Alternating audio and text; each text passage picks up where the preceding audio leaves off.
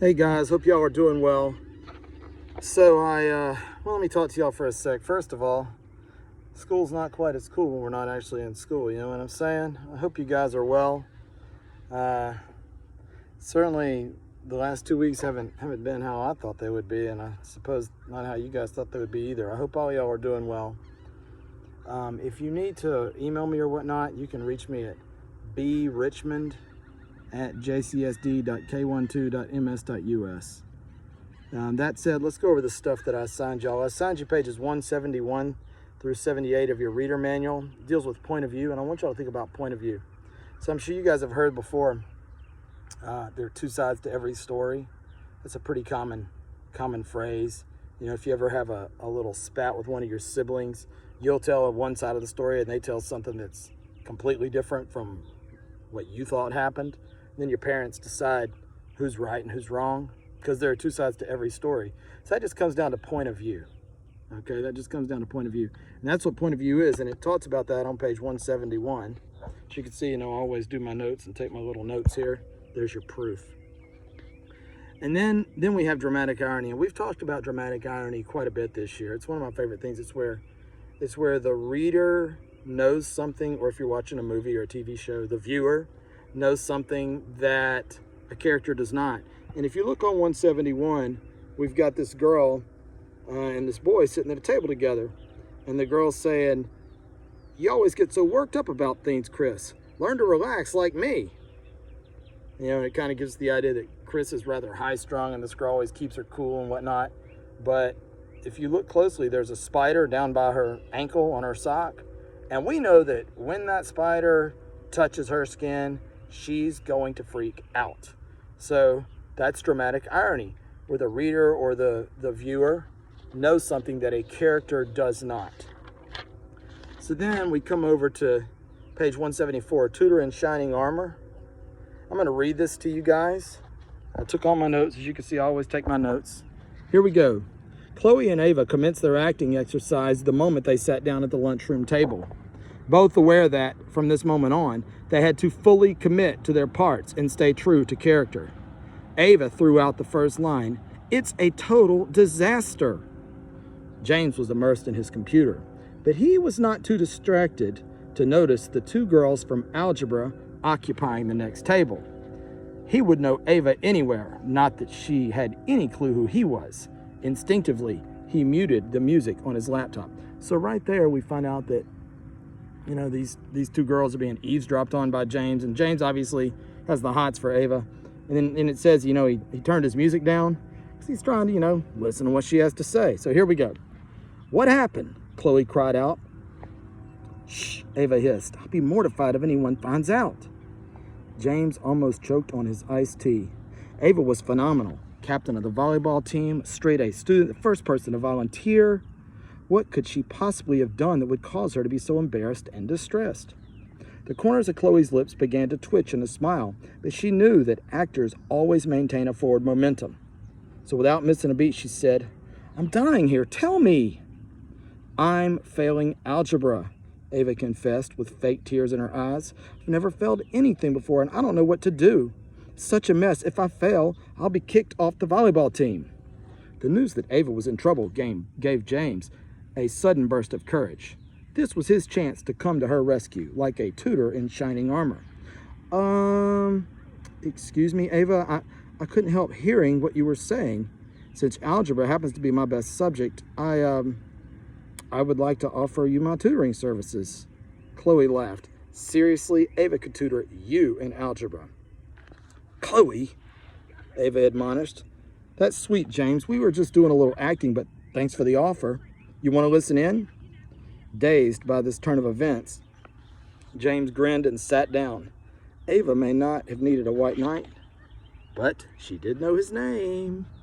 So right there we've got an example of, you know, dramatic irony, where we, the reader, knew that Ava and Chloe were basically practicing for acting class.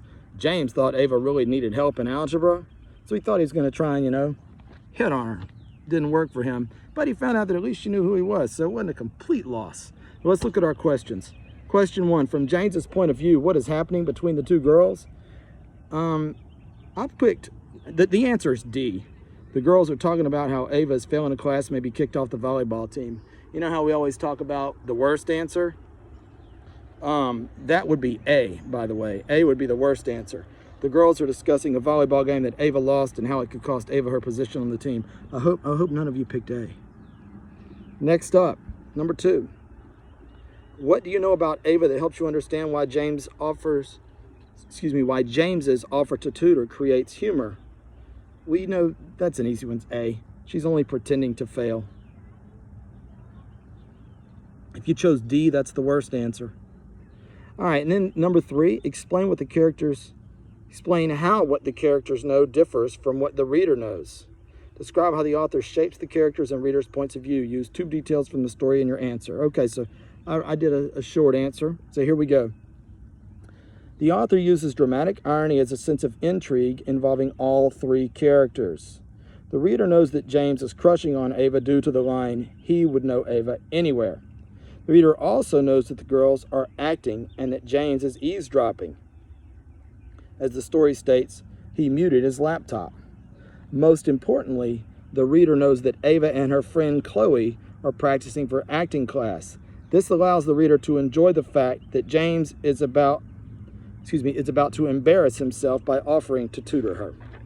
Okay, guys, hopefully y'all got something similar to that. You know, as long as you answered the question and used 2 specific details, you're good. Mr. Richmond only used 1. Well, you gotta use 2. It says 2, okay? So you would need 2 quotations there. All right, let's look over. It says, from Esperanza Rising.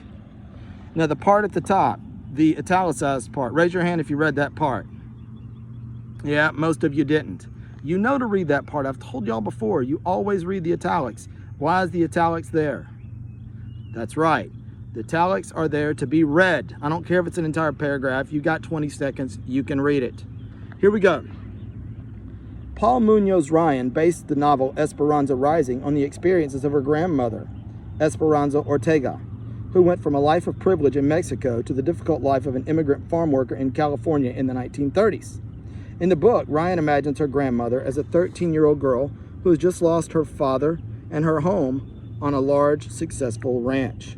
Her father's ruthless brother tries to force her to marry him. So Esperanza and Mama decide to travel to the United States with their trusted former servants, Alfonso, Hortensia, and Miguel, whose relatives can get them work in the fields. All Esperanza has left of her old life is a beautiful doll her father gave her for her last birthday. So I'm going to read this to you, and look, as you can see, I always take my notes. Here we go, guys. Esperanza stood at the station in Zacatecas, tugging at the second-hand dress. Let's stop there. When it says second-hand dress, I'll underline that. But a second-hand dress is a dress that's, you know, been worn by someone else, and I'm sure some of you guys have probably worn something of your siblings before, but I don't get the idea that this was something from a sibling. This is probably collected from somewhere else. And it says secondhand. It could be third or fourth hand for all we know, because as we find out, they're living in a life of poverty. Let's continue. It didn't fit properly and was the most awful yellow. And this yellow, I don't know necessarily if it was yellow or if I think the author is trying to give us an idea of faded, like the colors are faded. And it probably is a yellow that has become, you know, faded and kind of not so nice. Let's continue. Even though they had been out of the wagon for some hours, she still smelled like guavas. It had taken them 2 days to arrive in Zacatecas, but finally, that morning, they left the wagon in a thicket of shrubs and trees and walked into town. After the discomfort of the wagon, she was looking forward to the train. The locomotive arrived, pulling a line of cars and hissing and spewing steam, but they did not board the fancy car with the compartments and leather seats, or the dining cart with the white linens. Instead, Alfonso led them to a car with rows of wooden benches, like church pews facing each other, already crowded with peasants. So I'm going to stop here. So, you know, in Esperanza's previous life, she would have been in the nicer car with the leather seats and, you know, comfort. Not anymore. So the author's letting us know things have changed. Things have changed. she has lost her former life, she and her mother. And the new life they have is not nearly as enjoyable. Let us continue. Trash littered the floor, and it reeked of rotting fruit and urine. A man with a small goat on his lap grinned at Esperanza, revealing no teeth. 3 barefoot children, 2 boys and a girl, crowded near their mother. Their legs were chalky with dust, their clothes were in tatters, and their hair was grimy. An old, frail beggar woman pushed by them to the back of the car, clutching a picture of Our Lady of Guadalupe. Her hand was outstretched for alms. Alms means she's asking for charity. Esperanza had never been so close to so many peasants before. When she went to school, all of her friends were like her.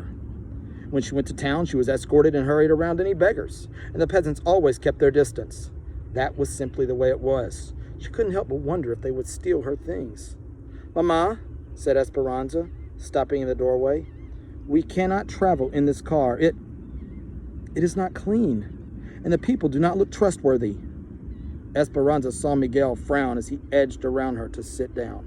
Keep in mind, Miguel was one of their servants, and they are the ones who have actually helped, Esperanza and her mother move. And here she is insulting him, basically. Mama took her hand and guided her to an empty bench where Esperanza slid over next to the window. "Papa would have never had us sit here, and Abuelita wouldn't approve," she said stubbornly. "Mija, it is all we can afford," said Mama. "We must make do. It is not easy for me either, but remember, we are going to a place that will be better than living with Tio Luis, and at least we'll be together." The train pulled out and settled into a steady motion. Hortensia and Mama took out their crocheting. Mama was using a small hook and white cotton thread to make carpetas, lace doilies to put under a lamp or a vase. She held up her work to Esperanza and smiled. "Would you like to learn?" Esperanza shook her head. Esperanza shook her head. Why did Mama bother crocheting lace? They had no vases or lamparas to put on top of them. Esperanza leaned her head against the window. She knew she did not belong here. She was Esperanza Ortega from El Rancho de las Rosas. She crossed her arms tight and stared out the window. For hours, Esperanza watched the undulating land pass in front of her. Everything seemed to remind her of what she had left behind. The napoles reminded her of Abuelita, who loved to eat the prickly pear cactus, sliced and soaked in vinegar and oil. The dogs from small villages that barked and ran after the train reminded her of Marisol, whose dog Capitan chased after trains the same way. And every time Esperanza saw a shrine decorated with crosses, flowers, and miniature statues of saints next to the rails, she couldn't help but wonder if it had been someone's father who had died on the tracks, and if somewhere there was another girl who missed him too. Esperanza opened the valise to check on the doll. Lifting it out and straightening her clothes, the barefoot peasant girl ran over. "Mona," she said, and reached up to touch the doll.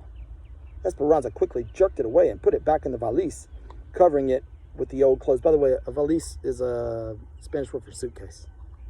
And I may be pronouncing these words incorrectly. I'm doing the best I can do. Let us continue. "Mona, Mona," said the little girl, running back to her mother, and then she began to cry. Mama and Hortensio both stopped their needles and stared at Esperanza. Mama looked across at the girl's mother. "I am sorry for my daughter's bad manners." Esperanza looked at Mama in surprise. Why was she apologizing to these people? She and Mama shouldn't even be sitting in this car. Mama looked at Esperanza. "I don't think it would have hurt to let her hold it for a few moments." "Mama, she is poor and dirty," said Esperanza, but Mama interrupted. "When you scorn these people, you scorn Miguel, Hortensia, and Alfonso, and you embarrass me and yourself. As difficult as it is to accept, our lives are different now." The child kept crying. Her face was so dirty that her tears washed clean streaks down her cheeks. Esperanza suddenly felt ashamed, and the color rose in her face. But she still pushed the valise farther under the seat with her feet and turned her body away from Mama. And that's the end. I really like the way this ends because she's having to accept that her life is different. You know, when she feels embarrassment, it talks about the color of her face changing and whatnot. But on the other hand, she takes the suitcase and she shoves it under the seat as far as she can. She's really not quite ready to give up what she had, even if all she had of her normal life is a doll. She's not ready to give up a little piece of her normal. It really gives us an idea of what it's like to, you know, in a way, fall from grace. All right, let's look at the questions. Question 1, how does the author's cultural background influence the story? Well, that's in the italicized part in the beginning, guys. I hope you read that. The answer is D. The author writes about a situation similar to her Mexican grandmother's. Number 2, part A. Which statement best describes Mama's point of view in the story? The answer is A. Mama thinks all people, even the poor and dirty, deserve respect and compassion. And then part B says, which sentence in the story supports the correct answer to part A? The answer is C. I'm sorry for my daughter's bad manners. So this is when Esperanza refuses to let the little girl see the doll. And then the mom says, you know, you're insulting our friends, you know, Miguel, Hortensia. And she says, not only are you insulting them, you're embarrassing me, and you're not aware, but you're also embarrassing yourself. So it lets us know that part A, like I said, Mama thinks all people even the poor and dirty deserve respect and compassion. And as again, the proof, I'm sorry for my daughter's bad manners. And then number 3, explain how the author's cultural background is reflected in Mama's point of view about peasants in this story. Then it says, cite at least 2 details from the text to support your answer. Here's my answer. Our author, Pam Munoz Ryan, is of Mexican descent, and she believes in treating all people as equals without regard to race, money, or social status. As stated, when you scorn these people, you scorn Hortensia, Alfonso, and Miguel. And then she continues, you embarrass me and yourself. Obviously, Mama believes all people, regardless of race, status, or finance, are to be treated equally. Okay, guys, that's it for today. If you need to message me, once again, brichmond@jcsd.k12.ms.us. Also, get on my Instagram. It's Briley III. I'll spell that for you. BRILEYIII. And you can follow me, and I'll be posting what we're going to do. If you need to get in touch with me, just message me. A lot of teachers, you know, are keeping office hours. You know, they're supposed to be like, well, you can, you know, contact me these 2 hours a day, 8 to 10 or 9 to 11, whatever. You can contact me anytime. I'm not going to say, oh, well, you can only be these 2 hours. Just, if you got a question, just contact me. I'll message you back. I think you guys know that, though. If you want to follow me on Facebook, it's under Briley Crabman Richmond. Briley Crabman Richmond. If you want to follow me on Facebook, and I'll post some links there and whatnot. Please follow my YouTube. I'll be putting more up there. I'll get back with your next lesson on Tuesday. That's 4 days from now. Next Tuesday, you'll get your next lesson. And we'll do the same thing. Tuesday, you'll get the work. Thursday, I'll post it on YouTube. The week after that, we have spring break, so I won't have anything that week. The week after that, we're going to start Karate Kid, and I'll do the best I can to do it and post it on here for you guys. Hey, I love all y'all. I'm really sorry that I can't be with y'all right now. It's completely unfun. Please social distance, okay, guys? Please social distance. The quicker we do, you know, there's nobody around me, by the way. The quicker we get this over, the quicker we can get back to normal, okay? Please practice social distancing. I love y'all. Y'all have a nice day. Message me if you need something. Bye.